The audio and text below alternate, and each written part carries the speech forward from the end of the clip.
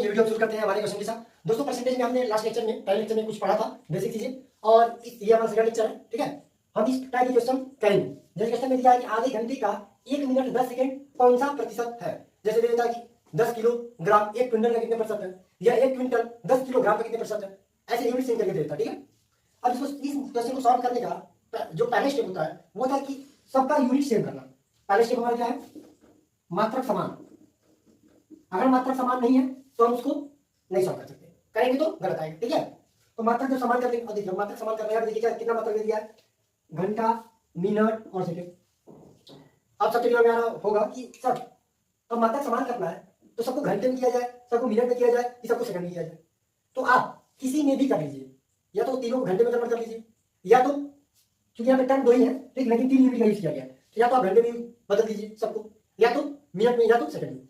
लेकिन सबसे अच्छा है आप सबसे जो छोटा यूनिट है, सबसे छोटा मात्रा है उसमें कन्वर्ट कीजिए, तो क्वेश्चन सॉल्व करने में आसानी हो जाती है। ठीक है, जैसे यहाँ पे अगर देखा जाए घंटे मिनट और सेकंड में सबसे छोटा कौन है, सेकंड। तो हम आधे घंटे को भी कन्वर्ट कर देंगे, आधा घंटा इसको हम क्या लिख सकते हैं, आधे घंटे को क्या लिख सकते हैं 30 मिनट, और 30 मिनट को जब सेकंड में चेंज करेंगे तो क्या होगा 30 गुणे 60 सेकंड।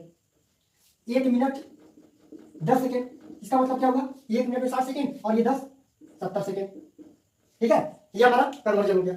अब देखिए अब हमको क्या परसेंटेज निकालना है, क्या निकालना है परसेंटेज।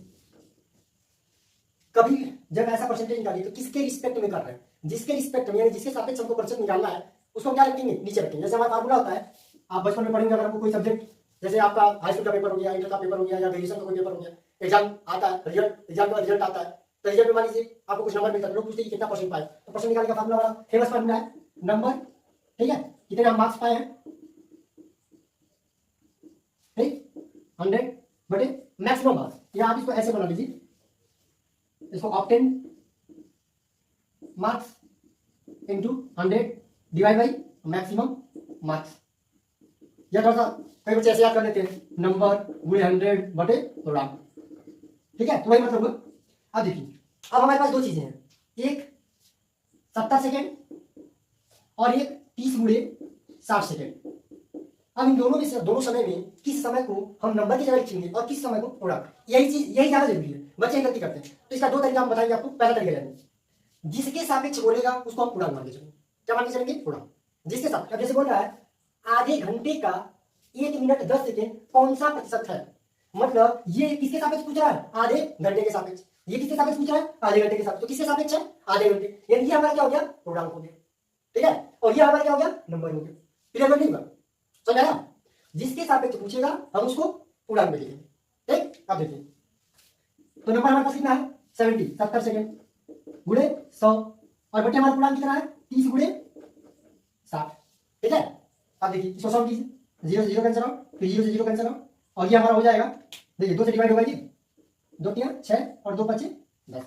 इसको आगे सॉल्व कीजिए तो क्या हो जाएगा, 7 5 35 और बटे 3 3 का 9, तो हो जाएगा 9 3 का 27, 9 से 36 4 जाएगा, तो हो जाएगा आपका 5 3 8, 10 लगा दिए तो 0 बढ़ गया 80, 9 9 81, तो 9 8 72 होगा।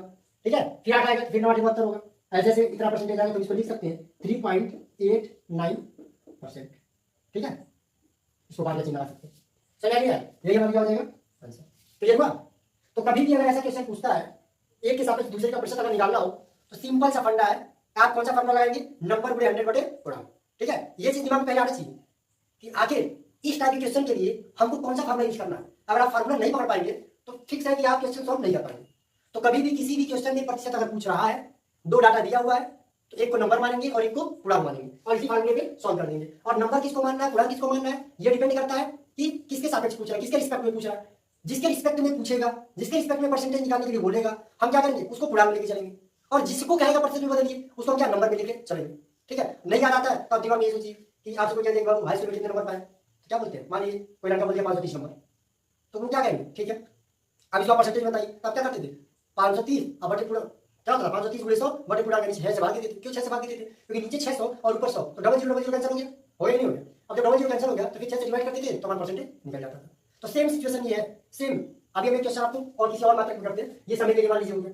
ठीक, लेकिन ये चीज ध्यान रखिए, इसलिए दिमाग में ये ना है कि सर यहाँ समय का मात्रक है, यहाँ दूसरे का द्रव्यमान का मात्रक है, तो ऐसा क्वेश्चन कभी नहीं है।